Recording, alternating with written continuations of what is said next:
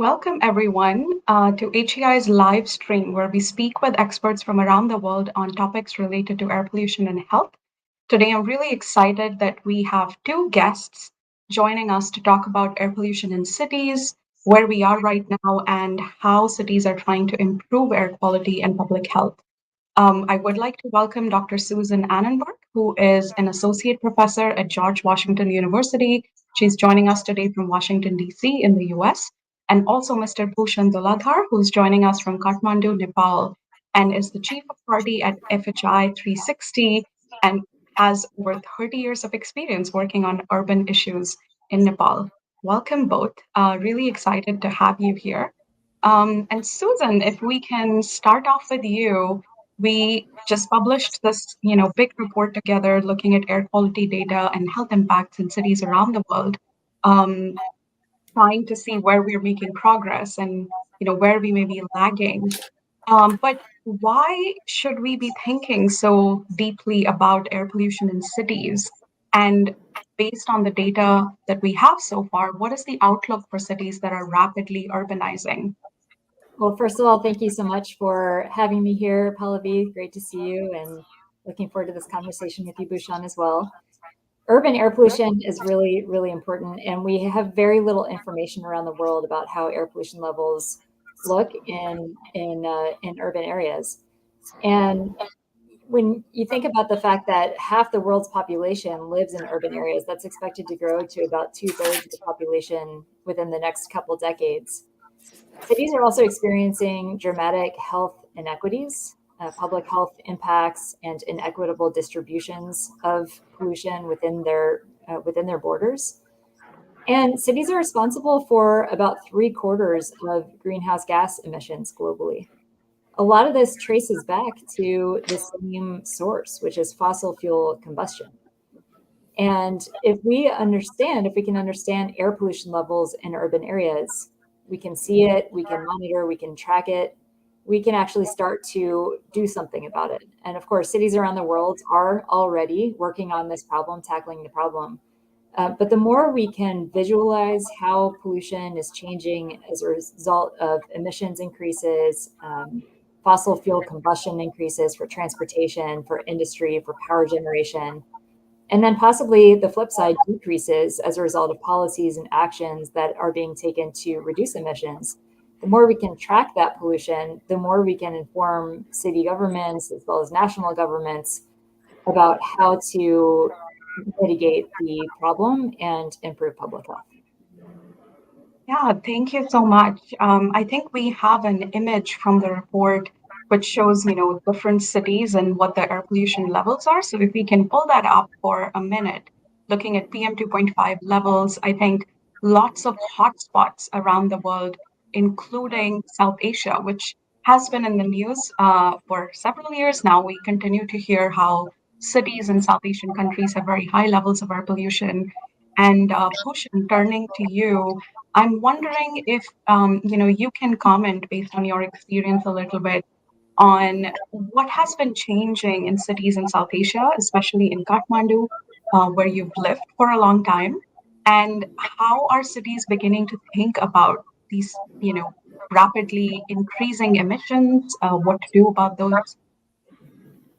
Well, as Susan just said, the urbanization is happening very rapidly. We're already more than 50% urban, and by 2050, which is just around the corner, we're going to be two-thirds urban. And if you look at where this urbanization is happening, it's happening mostly in developing countries. More than 90% of that urban growth is happening in developing countries, in poor communities within developing countries. And in that figure you showed as well, what we see is this air pollution hotspots, mainly centered around South Asia and Western Africa and some of the other developing regions around the world. So what's happening is, on one side, we're seeing very rapid urbanization happening and city governments struggling to deal with this on urban management. There are a lot of priority issues: garbage, infrastructure, transportation, and so on. So air pollution is not really the first thing that comes to mind for city government officials. But thanks to some of the work you're doing and people like you are doing, constant advocacy, and what we are feeling in these cities, this people are starting to feel the pains of air pollution, the health impacts. Now, slowly, cities are starting to wake up. And I think cities are starting to be more aware of this problem, starting to prepare plans, starting to, do some action. Not enough, but that has started. I think we need to put that advocacy pressure on so that we can have more awareness and more action. But what we see is already something happening. Look at Kathmandu, for example.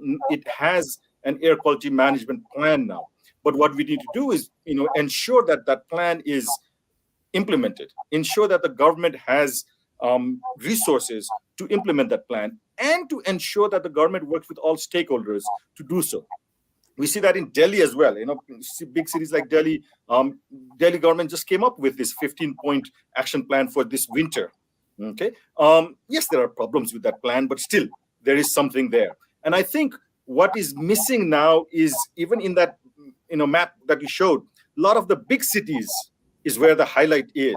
I think that some of the smaller cities is where we're missing. And that's where we lack data, that's where we lack action, and that's where we need to focus on as we move on.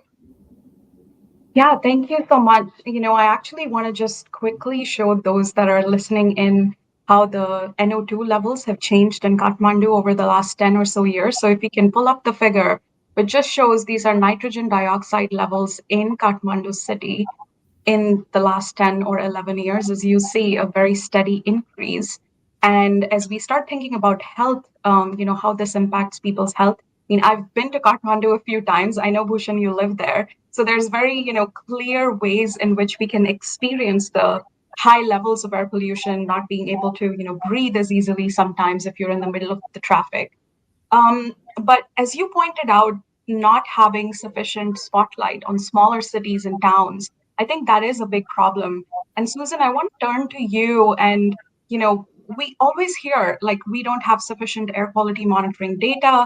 I think we have a map here from OpenAQ, which shows some of, monitoring stations around the world. So we see lots of dots here from North America, lots of dots in Europe, but as we start to move in some other parts of the world, not as many monitoring stations. So, how are scientists trying to overcome this barrier to provide information, not just for the big cities or where the data exists from ground monitoring, but also in other parts of the world?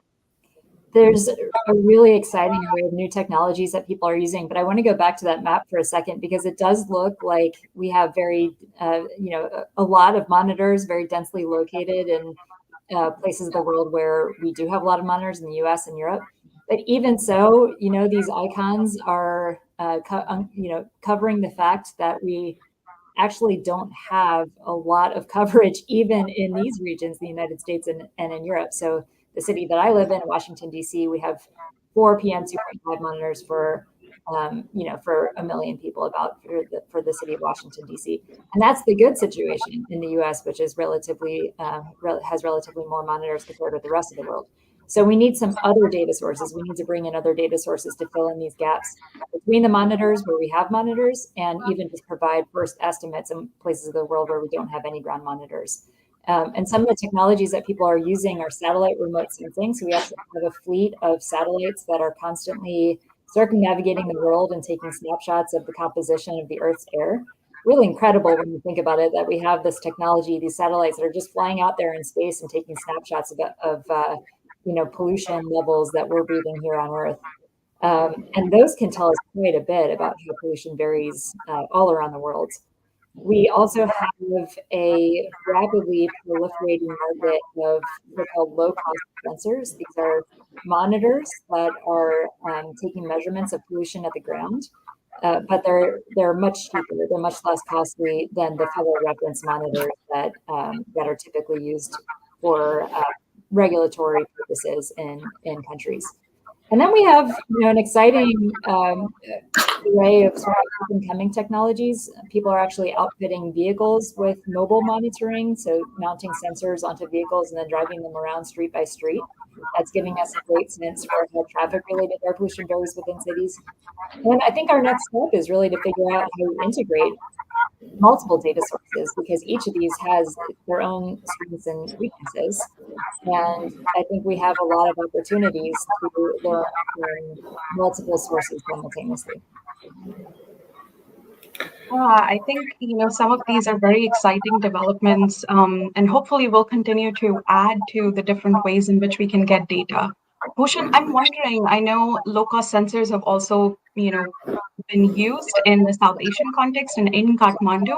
So, what are some of your reflections on how these types of new technologies and new ways of collecting data are helping us or could potentially help us going forward? Definitely. I'm really looking forward to it. In fact, right now we're putting up 30 low-cost sensors all around Kathmandu Valley. There are 18 municipalities, and what we're doing is at least one or two sensors in each municipality. Right. So in a big municipality like Kathmandu, we'll have 7 or 8 monitors, and throughout Nepal there's going to be 71 monitors. This is a project we're doing together with Duke University in the US and Tribhuvan University in Nepal. Now, what this will give us is it'll give us data, right? Additional data that we can use. But more importantly, what it does is it democratizes the data collection process, right? So now each municipality can have their own data. That ownership is going to be there. So hopefully they will take that data and then start to use that data in their planning processes, get that data into action. And then the third thing that's going to happen is citizens are going to have data accessible in their mobile phones, through an app or so. So then we're going to have citizen science initiatives where citizens are using that data, just like Susan said about, even mobile data is going to be available. So it's not just about numbers. It's about taking that numbers, owning it, and then putting it into action. And that is possible through these, wide network of sensors.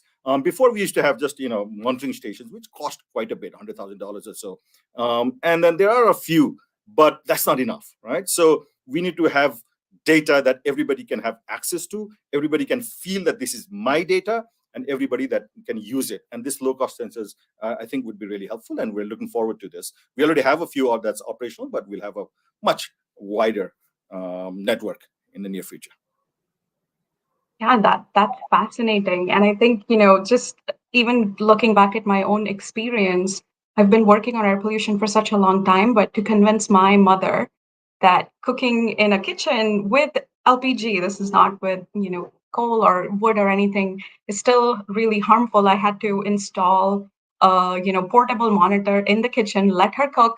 I got to enjoy really good food at the end of it, and she was able to see just, how pollution levels just like kept PM 2.5 levels actually kept rising up as she was, making parathas for me.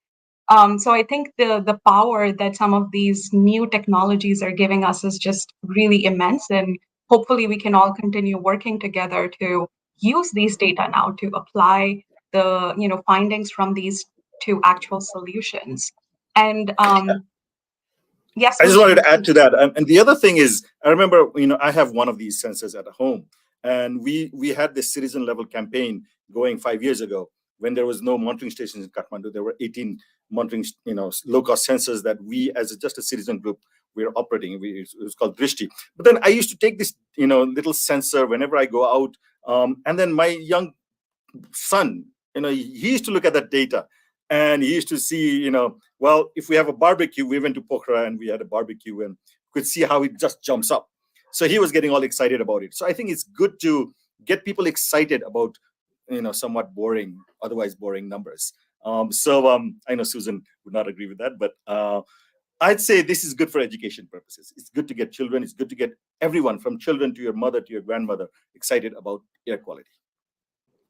Yeah, Susan, if I can actually come back to you for a quick second, in the US context, low-cost sensors have been used extensively in the last few years, both for science and for, community efforts for education and schools and colleges. And, are there ways that these low-cost sensors are also helping us uncover some of these inequities that you mentioned, starting from the US, perhaps, where we have a lot of them in use already? Yes, absolutely. And it is amazing that we have so many sensors now in multiple cities across the United States, and they're helping us to track neighborhood scale air pollution. We know that air pollution is inequitably distributed within US cities, with communities of color and those with lower income and educational attainment levels experiencing higher levels of pollution. And we don't have a way to monitor those using the EPA networks, given that they are very, very sparsely located. So these low-cost sensors, if you put them all across cities, you can actually monitor neighborhood scale pollution. They, of course, have some challenges, these sensors, with calibration and drift, but they're quite useful in being able to show these spatial patterns of pollution, how they vary at the neighborhood scale. And we can actually make decisions based on information like that to say, you know, cities are undergoing transformative action. So electrification of municipal bus fleets, for example, and can actually make informed decisions about where to put those electric bus routes based on the inequitable distribution of pollution. So you can very easily see how these low cost sensors can go from collecting data to informing decisions to improving public health. Great. I think this issue of sort of using the data to make decisions is going to be very critical going forward. And in our last live stream, we had Dr. Zorana Anderson on, who was talking about the fact that air pollution and climate are really closely linked together. You also mentioned that earlier, Susan. And thinking about electrification, Bhushan, I have to ask you, since you've been involved in Sajak and a lot of other transport-related initiatives in Nepal. How are cities in general, and especially in Kathmandu, how is the city thinking about the use of electric vehicles or other types of measures that will help us address both air pollution and climate? And I think in the context of that, what types of data, what types of tools are useful for people in making these decisions? Um, Thanks, Pallavi. Frankly speaking, I don't think cities are too much concerned about climate, at least cities in our part of the world right now, because it's too far away from them. It's too intangible. There are a lot of pressing problems that city governments are facing. And also, a lot of times, cities in the developing world or people in the developing world in general tend to feel like that's not our problem. Who is responsible for climate change? A lot of the emissions coming from developed countries. Well, they should fix it. And sometimes, if you just use the climate argument, it could even backfire. Why should I do it? Let the US do it or so on. But then air pollution is closer to home. Air pollution is about us. It's about our children. It's about our health. And therefore, I think when you use air pollution as the indicator, this is what we want. You get climate co-benefit as well. In Kathmandu, for example, the main four sources of air pollution, it's one, vehicles, right? So when we talk about electrification of the vehicle fleet, particularly public vehicles, of course, it reduces air pollution and it has climate benefit as well, particularly in a country like ours where all our electricity is hydro, it's clean electricity. So that is a big win-win. Second, we know that a big chunk of the greenhouse gases or climate pollutant is methane. We also know that waste burning is a major problem. So waste management, when we propose good waste management, it's good for climate, it's good for air pollution. The third source of pollution is household energy. Again, a country like Nepal, where 67% of the people still cook with, biomass, solid biomass. This is very important. This will also lead to climate benefits. Yeah. So, and the fourth one is industry, like brick kilns. Again, they use coal. If you reduce, energy, coal consumption over there, it'll benefit both. And I think to use those arguments, it's really helpful.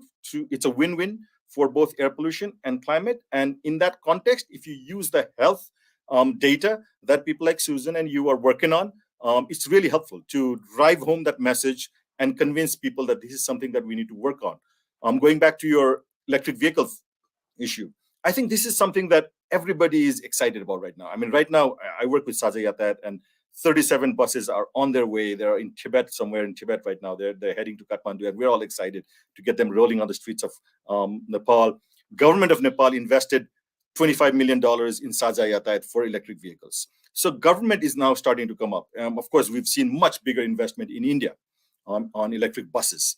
And if you look at the data on sales of electric buses last year, 2021, 44% of the total number of buses that were sold were actually electric. That's huge.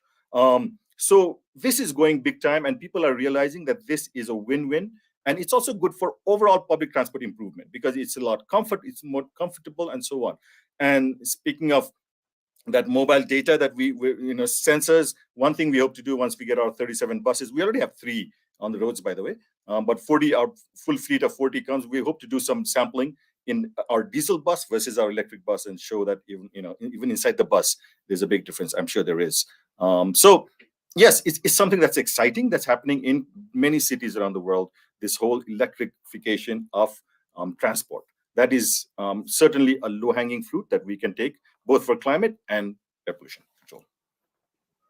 Thank you, Bhushan. I know I'm very familiar with, Sajak and what it has been doing, but for those of us joining from around the world, could you tell us in very few words what Sajak is, what it has been doing, and what it is looking forward to in coming years?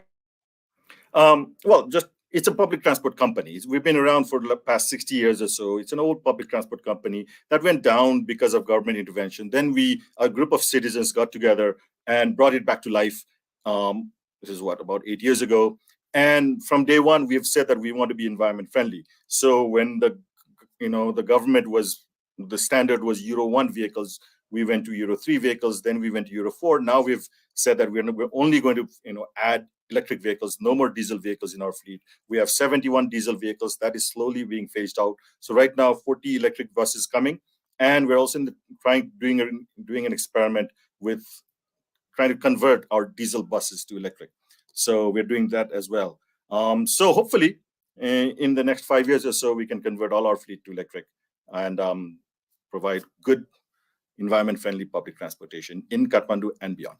So that's what we do. And also the other thing we do is the whole institutionalization of public transport systems. Public transport should have investment from the government. What we're seeing in Kathmandu is really the private sector investing in public transport and the government not doing anything. That doesn't work. Yes, private sector can do things efficiently, but we need government investment. And that's what we're working on. That's where we got that $25 million worth of investment from the government of Nepal, also some investment from the city governments. So it's the first time city governments are investing in public transport. So that ownership is absolutely necessary. And public transport, we feel, should be the backbone of any transport systems in any city. And that should be green. Yeah, thanks a lot for that. And I think, looking at some of the data that this report we produced last month, and also many other analysis that people have been doing, show the very high, health impact. So it is important that efforts like these continue in different places. I think we have an image, just to stay focused on Kathmandu for a minute, we have an image of how the burden of PM 2.5 exposures in Kathmandu and the health impacts has changed over the last many years. So if we can pull up that graphic just to show people that in many places, these exposures have very real, tangible effects on people's health. This number, almost 5,000 deaths in the city in just 1 year linked to PM 2.5 exposure. That's a pretty big number. And I know we are all now gearing up for the COP meetings that are going to be held next month in Egypt. And for those of you who may not be very familiar, COP meetings have been held annually. They're a place for governments, other institutions to come together and talk about how we are addressing climate change. In one of the COP meetings, the Paris Agreement was also formulated. So a period of a lot of conversation, coming out of new ideas, trying to push governments in certain directions to address the issues related to climate change. And I'm going to turn to you first, Susan, as we look to COP and we see all these interconnections between air pollution and climate and health. What are you hoping comes out of these discussions, and what are the ways in which air pollution can be, perhaps a central argument for climate action in certain parts of the world? I think Bhushan said it well. If we reduce fossil fuel combustion, we will not only get the climate benefits, slow climate change, but we will also get these other societal benefits that are very real and tangible, including reduced air pollution, improved air quality, but also a lot of other benefits that just sort of depend on the measures that are taken to reduce emissions. So, increased physical activity, and improved mental health from active transportation and from use of public transportation, from expanding green space, improved mortality outcomes, as well as improved mental health. Even green jobs and economic benefits are coming from this transition to a low carbon, zero carbon economy. So there's a lot of other benefits that come along with reducing fossil fuel combustion in addition to mitigating climate change. And a lot of those are happening local and immediately where the measures are being implemented to reduce emissions. And that's why it's so important for cities to understand the air pollution impacts, because those benefits in terms of reduced air pollution would happen locally and immediately where the city is, to the local population, as opposed to the impacts on climate change of a city taking action to reduce greenhouse gas emissions. Those would happen, those are globally diffuse, they happen over a period of decades. Those air pollution benefits, the improvements in air quality and the public health improvements that come along with that, happen locally and immediately to the local population. Thank you. I think, really good points. And turning to you, Bhushan, in South Asia, air pollution is definitely a like high priority issue. We are going into a season that we all, are going to see lots of headlines on air pollution. Pakistan just had deadly floods, which have impacted millions and millions. So as you think about this intersection of air pollution and health and climate, what are you hoping that cities in, South Asia, like our part of the world, what should we be focusing on, and where do we need more data, where do we need more science, and where can we make tangible progress to improve both air quality, improve people's health? Thank you. Looking forward to COP, as you mentioned earlier. I think two things that we need to focus on. One is to drive home the state of emergency. It's really a climate crisis. You mentioned Pakistan, over 1,000 people killed. Even in US, we just saw Ian, just cause all this damage in Florida. Now, people can argue whether that's due to climate or not, but still, we know that these events are happening all over the globe. And it's really a climate crisis. We're not talking about climate change anymore.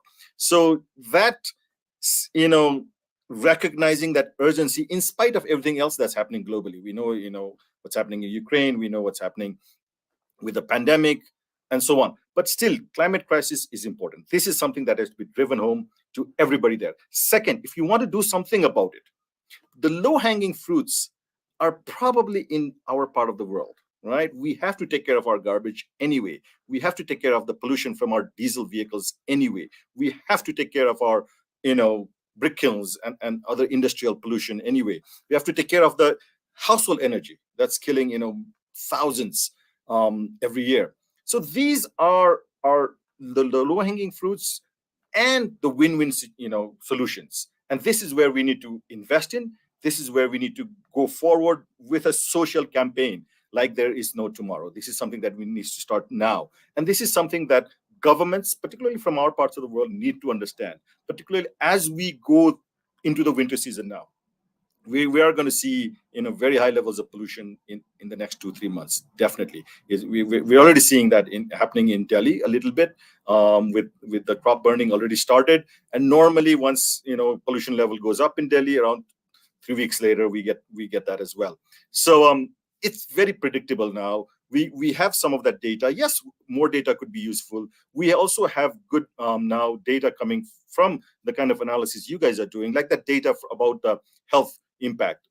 5,000 people losing their lives every year is big in one city, right? Just before coming here, actually, I was watching this documentary on Netflix called Aftershock that was just released on the Nepal earthquake that happened in 2015. That was a big event that, about 9,000 people lost their lives. But this is 5,000 in one city, 1 year.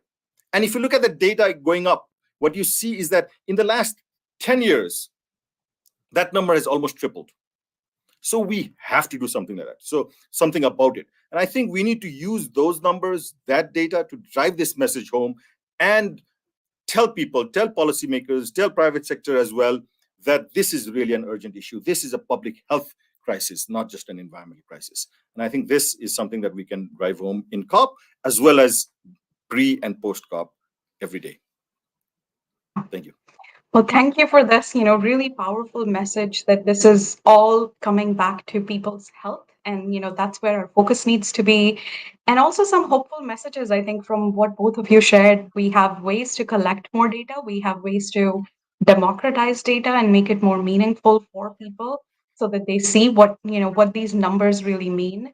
And I really hope that, we can continue to use these data to find ways to make bring policy that is meaningful, to bring some behavior change which might be needed to address some of the issues, and most importantly, I think finding ways to work together, because we're going to need all kinds of people in this conversation, not just the scientists, not just the policymakers. We need really everybody.